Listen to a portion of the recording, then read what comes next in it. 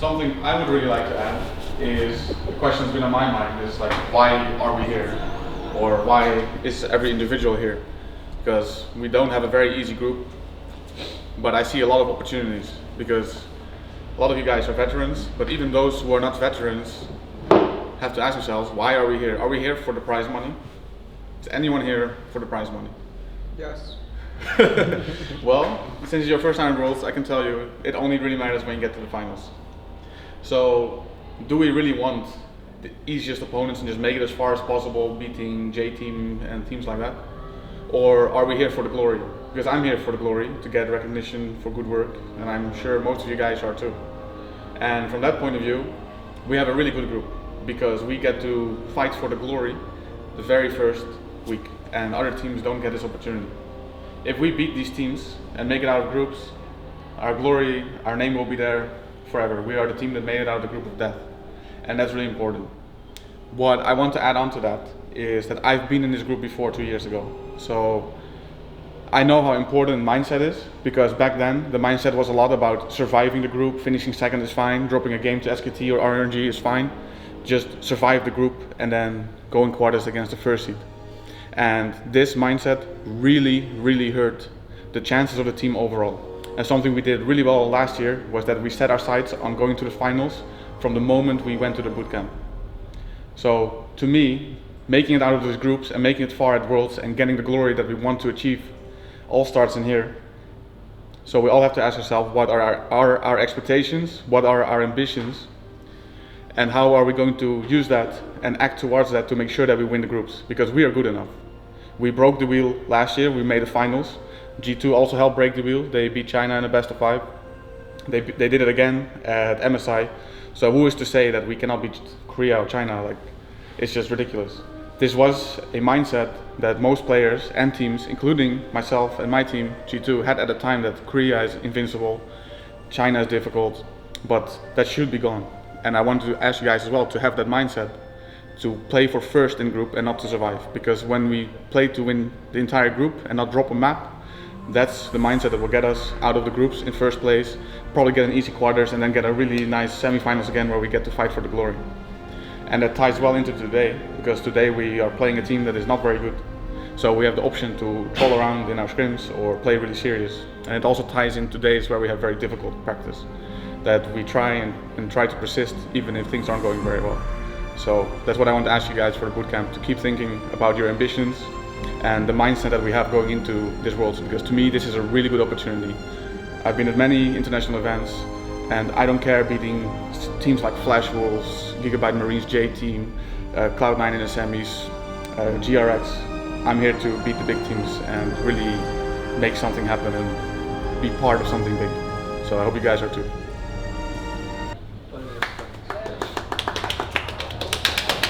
Good speech, Joey. Good speech, Joey.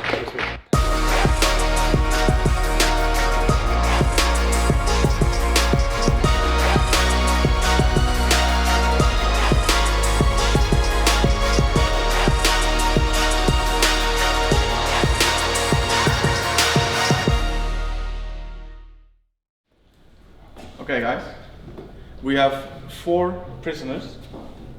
As you can see, there's 3 sitting here, and they all have to look directly forward. They're not allowed to look sideways, backwards, they're not allowed to use their hands. And as you can see, there's one guy behind the wall there, that's on purpose. Now there are 4 hats, 2 of them have an orange logo, and 2 of them have a white logo. And I'm going to give every individual a hat. And the only way for them to survive and not go through the death row is for them to know what hat they have. Now, the riddle for you guys is, there's going to be one guy out of these 4 that will know the color of his hat and can call it out. And it's up to you guys to solve who that person is and why.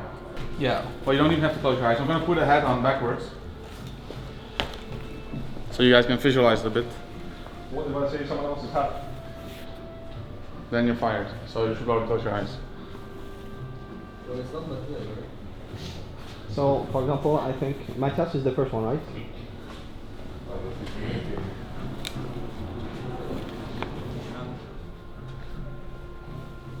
I'm good.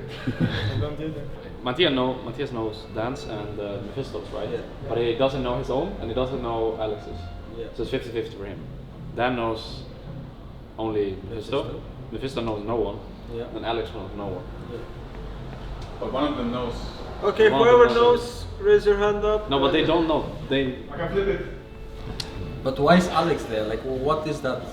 That's because Why is otherwise Matthias would know everyone, right? Other than his own, and he would be able to fight and figure out. So they hide one. But can it be Alex? It can't be Alex. Can it? I mean, Alex doesn't know anyone. But wait, didn't you say that somebody? Somebody has a 100% survival rate if they call out orange or white. On their own one. Yeah, they have to know their own hand what logo they have. What are you thinking, Rockstar? I don't know, I'm trying to figure this out, but it's pretty hardcore. I mean, there's something we're not thinking about for sure. Well, yeah, we're missing one step. Five at us. We're missing a step. 5 at us, please. The answer is. Wait. Wait, I think I might know it. I know. Okay. Dan knows his hat is orange. That is correct. Why does he know his head is correct? Because he sees a white one, and unless Matthias sees 2 white ones, his hat is orange. Yeah. That is And otherwise correct. Matthias would know. Wait, can you say it again? Okay, so Dan sees white hat, right? And if Dan had a white hat as well, Matthias would know he has an orange hat. So obviously Matthias only sees an orange and a white, which means Dan must know that, which means Dan has an orange hat. But I follow every call you do. Makes sense. Like if you say go die there, I go die there. I think the bootcamp has been really good. It's been nice to get out of Berlin for a while, or just like the same atmosphere the entire year through. So coming to London and seeing how big the HQ is. I mean, I've been here once, but just they renovated a lot, so it's good to see what they've done with this place because it's really positive. There's a completely new floor for all the pro gaming teams, and it's magnificent. Have you got out to see much of London while you're here? Wait. We're in London? No. I think we went once for food outside, like 50 meters away, maybe 20. So that's my maximum. I think I've been out, so nah, not really. If I actually had to compare to other years of boot camping, I think this was one of the better ones. Not necessarily because of results, but I feel like if I had to like really think about it, then other years we've had more issues than we had now. So in a way, I actually feel more confident now than I would normally. Yeah, I'm really excited for Worlds. I personally really like having a difficult group because I want to go to Worlds to beat strong teams instead of avoiding them and making it as far as possible. I don't think I've had this tough of a group ever actually. The closest would be probably 2014, my first Worlds with the expect iteration of Fnatic. But even then, this one is next level. So we really gotta make sure that we, as I said earlier, like don't come in overconfident or let the first game slip away, because what that means is if you fall behind, it's not up to you anymore if you make it out. And if you get ahead, it's like you can actually lose a couple of games and it's still fine. So we really gotta make sure that we actually like come in strong and not wait until we're 0-4 like we did in 2017. Games are good. I think we are learning how to like practice efficiently. We have a like, I don't know, sports psychologist, or is it like a assistant coach that is kind of new in the team, but he's like He's a performance coach, and he's like kind of teaching us like a lot of new stuff and like efficient practice and like many other new things that we explore in the team. So the practice has been going very well, I think. Okay, so as you know, I was coming to see if I could, earlier this week, we were talking about whether I could help you guys to prepare for Worlds. I believe I can. What this is all about for me is figuring out ways to help you to be world champions. This isn't about making groups as it was with the Direwolves or surviving, which it is at Excel. It's just anything that is not world class, that will not help you to win world champions, and that's the thing that I'm briefed to help you fix. And one of the key areas around that is increase the rate of learning. So, I don't care about winning and losing. That's not my job. Winning and losing is your job, right? My job is to do everything and help you do everything that's in your power so that when you step on stage, you can look across at your opponent and you can feel sorry for them. It's like, mate, this is gonna really fucking hurt for you. And what he's been doing is basically trying to tackle some situations that we've not been able to deal with from coaching staff and really try to bring the group together again, because we've had some issues with different views on playing the game and philosophies on how to live as a pro gamer and whatnot. So he's trying to bring us together and try to get a few extra percentages out of the team. And so far, I would say it's been working very well. So, some of the stuff that you guys do instinctively is absolutely perfectly designed for dealing with tough situations. It's just that most of you have figured out your own way there, so there's a few things that we can change and improve that would dramatically accelerate the pace of improvement for yourself, but also for each other. Because that's the other thing that I love most about this game, is that it's the shared view that matters. It doesn't matter if you're the best player in the world. You may or may not be, right? It doesn't matter if you're the best in your position. The question is, how are you working with your teammates? How are we working and playing around mid? Right, what's Tim doing to bring resources in or to say no? If top goes boom, how does he work with the rest of you, and do you decide to cut him off? And how do you bring him back into the team? Because, you know, when the game starts, it's just down to you five. And so in that sense, it's the purest sport there is, because there's no interference allowed, it's just on you. And again, most people can't handle that pressure, right? You've demonstrated you can to World's Final level, and to European Finals level, and European Champions level. So the question is, can we get that extra 2.5 centimeters to get you to Finals champion? And that's what I'm really excited about. I'm not really sure how others feel about being on home soil, but for me at least, I see it as an advantage. Last year when we played in Madrid for the summer finals versus Schalke, I felt like I had so much power in that series due to the crowd, how much they were supporting us, supporting me specifically as well. So I see it just as a positive thing. Everyone basically just loves you, so you want to do everything for them, right? And I think if you were to be the enemy team in this case, then you're gonna be scared, because you know that if you get a kill, no one cheers for you. You know that if you do something positive, no one acknowledges it. So you have to basically like pat yourself on the back rather than have, you know, 10K people scream your name and do it for you. So I think it's just a great thing, honestly. I'm really looking forward to like playing in Europe again. I thought it was great in 2015. I think it's gonna be great this time as well. It's just I really want to get to Madrid. I think that's the banger, and yeah, I just missed it, I guess. Maybe you should what? Maybe I should sign this OnePlus. Yeah, why not? You should, like, part of your signature should be a OnePlus. That should be like this, you know? Yeah, like a OnePlus. Exactly. That's +1 though. Yeah. Oh, what? It's OnePlus. Oops. It's fine, no?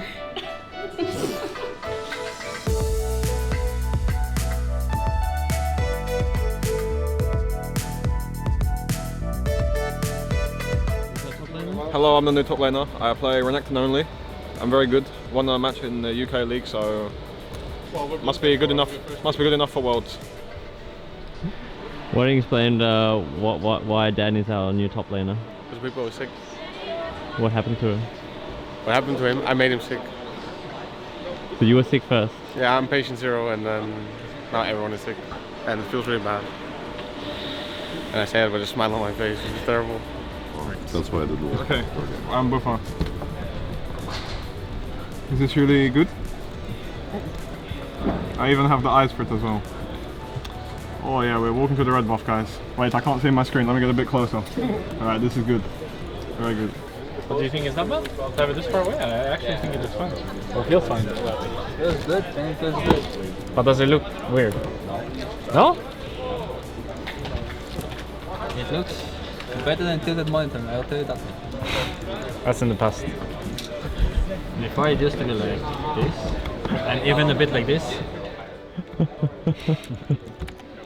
It's really true.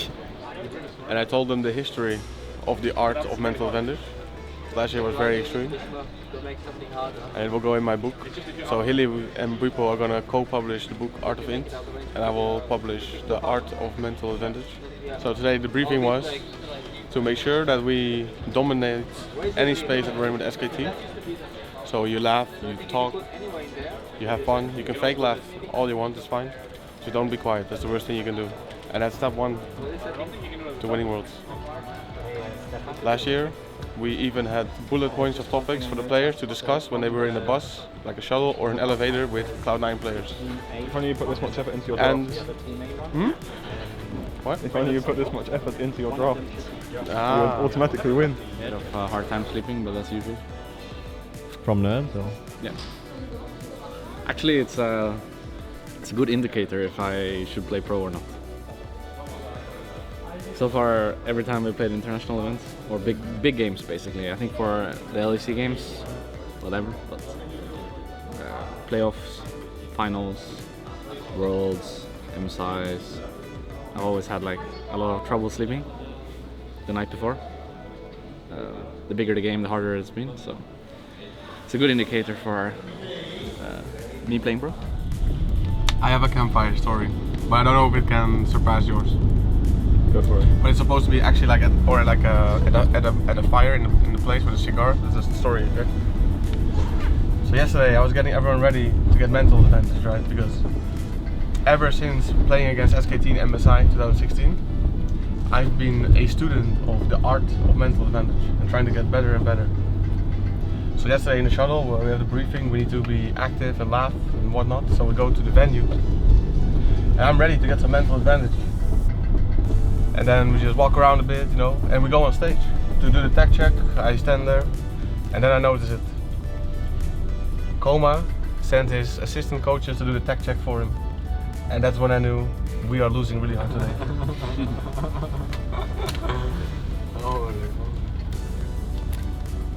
Why didn't you send Mephisto or Dan? He wasn't there. I was there. Oh yeah, Dan was. I was cosplaying Whipper. What do you have to do as coach? I didn't have to do anything. I was there for nothing. But Koma was just sitting in the audience, and then there were like 3 coaches on the stage, walking behind the players, and he was just like talking to people. Like he was the boss of the theater, man. Like How many coaches are we gonna have on stage? 1. One? What if they bring like 3? What happens then? Do we have like... I'll kill him. Those who make it don't need it. Those who buy it don't want it. Those who use it don't know it. What am I? Those who make it don't need it. Yeah. Those who buy it Don't want it. don't want it. Those who use it don't know it. What do you want but you don't need? No, those who make it don't need it. Wait, that was it, right? Those who buy it don't want it. And those Who use it who don't use know it. it. I gave up long time ago. No, Hilly. But if you give up now, you haven't... You Those have who make another it don't need it. Those who buy it don't want it. Those who use it don't know it. I'll tell you if you beat it. Alright, tell us the answer. And he said, okay, if you win tomorrow. Tell us the answer, we can play. Tell them the answer, we have to get it. Coffin. Oh my god. Oh! Oh my god, that was too easy for me. I'm blue. I guess we go down. But why is what else Come up to these stations. Are you there? Great. Oops, sorry. Just come up. Where are you? Are you there, mate? I'm here, buddy. Come in.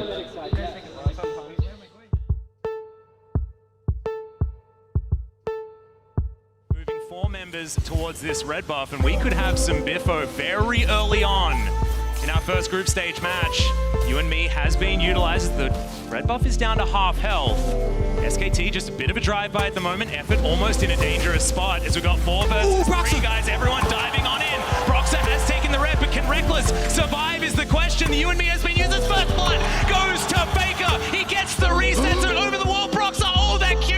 So damn close from cleared. Yep, Teddy going to be teleporting towards the bottom side, but you've got it happening from Khan as well. Can they find Reckless? The You and Me's there, but there's the cannon barrage. The ultimate from Teddy at exactly the right time as Effort flashes out of the way. The bait is beautiful. 3 kills for SKT. Oh no, it's 1-2 and they're both dead. Teddy picks up a double to end at 5-2 and 13 for the KL as the Nexus falls for the first time.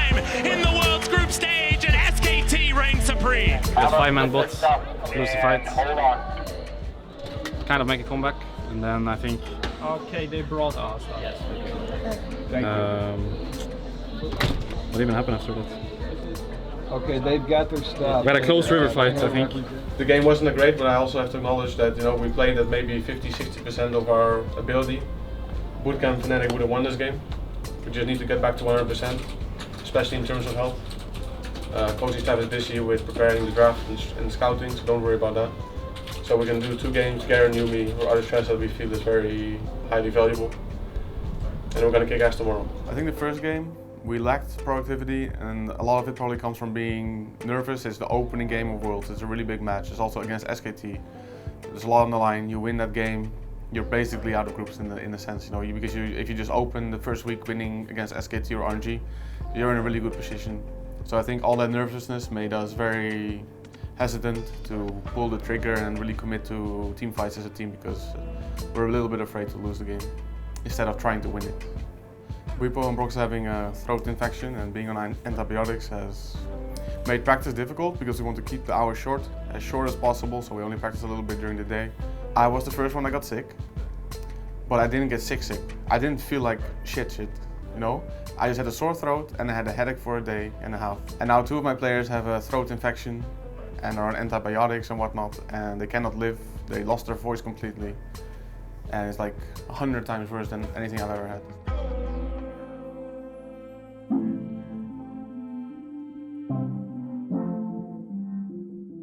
I think Clutch being in a group is good. They're an underdog, but they're also not a team that you can take lightly. And personally, I appreciate that. They're pretty good. We scrimmed them, and I was a bit surprised because I'm so used to any teams playing really passive and not really knowing what to do on the map. So when you play against a team that's crazy aggressive, have a lot of flex picks, kind of don't really play the game like the other NA teams, it's just a surprising thing, I guess.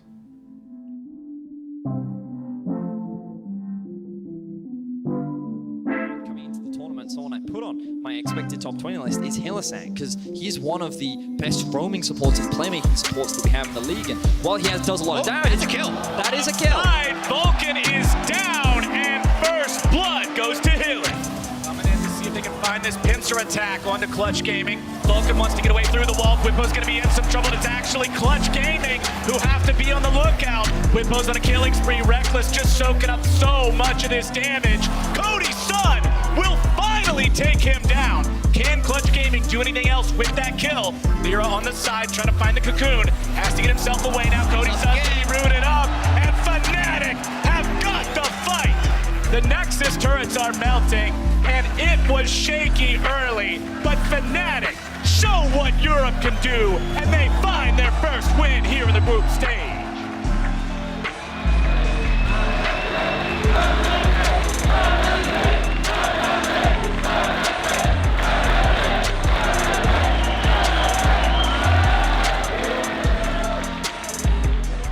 In the second game, I think what was the worst part was that we didn't know how well we could contest Drakes and Barons and how well we could do it.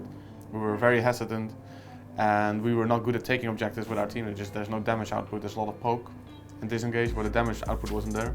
So I think in the first 2 games we didn't play as well as we should have. In the bootcamp especially, we had some really good practice actually, and we came into the tournament really prepared, but once we went on stage, things just didn't really click. We didn't play as well as we should have. We didn't play as aggressive as we should have, and somehow in both games we just fell extremely behind early game due to lack of team play and a lot of individual mistakes, and that's definitely something we need to sharpen up now, because fortunately we're in a position where we are 1-1 and we're still in a really good position to get out of groups, but it's also important to recognize that if we don't change things up and start playing a bit better, playing more aggressive and playing more as a team, we're going to have a hard time beating SKT and RNG. So the community likes it when we win. So when we win on Yumi Garen, when it's permabanned by G2 and not by us in the finals, then Yumi Garen is strong. What the fans don't see is that we win every game with Yumi Garen in scrims against the Korean teams, the Chinese teams, North American, European, any team around the world. Yumi Garen is still very strong at the moment we pull it off and win. And our scrim partners are starting to ban it because they can just not handle it. It's too strong. We've only shown one strategy. It was a strategy we've already played before in Europe. So they don't know what's gonna happen if they don't ban Yuumi, right? So instead of turning it around, yeah, they know they're gonna play against Yuumi Garen, but I also feel like they might fear of what's coming because they cannot prepare for us. Because the moment they ban Yuumi, they really don't know what our priorities are. I think people can expect from Fnatic this year is a lot of diversity, and we're gonna not hesitate to make risky picks. I think Joey is much more open towards this than Dylan last year, so we're gonna have more than a brown bot lane and Tristana. And yeah, I think in general we'll be taking more risks and just playing good League of Legends. I feel like the value of having an AD carry is just very low, because you have to as well just like kind of baby him throughout the entire game. Whatever happened last year was actually like the way to go, and I was just maybe like a bit close-minded in seeing it myself. So now that I actually see it myself, now that basically Perks I guess have like reinvented the way of playing AD carry or bot lane, I feel like I can move on to this more like mixed sort of bot lane carry role, which I believe will benefit us. So I think Martin also feels like, okay, if this is really strong in the bot lane and there is no 6-man roster that can fill that gap, then I need to be the guy that plays the mages and show flexibility in the champion pool in order to win worlds, and I really appreciate that. I'm actually enjoying it a lot more than I thought. I feel like when I play the carries in solo queue, it's like I said, I don't really feel like I'm doing it to learn or to improve. It's just like I'm playing for elo at that point, and I feel like when I'm playing for elo and I don't win, I get really upset. And when I'm playing for elo and I win, I don't even get happy. It's just more like I did my job, right? So the focus kind of shifts from basically playing to win to play to improve, and I think I like that a lot. Yeah, I mean, I'm in general like happy with like how he has changed. Is different than last year for sure. So looking forward to see how he's gonna play on World Stage as well. Shield, and you can generate a lot of pressure in the laning phase. If Fnatic wanted to go for this is Morgana bot.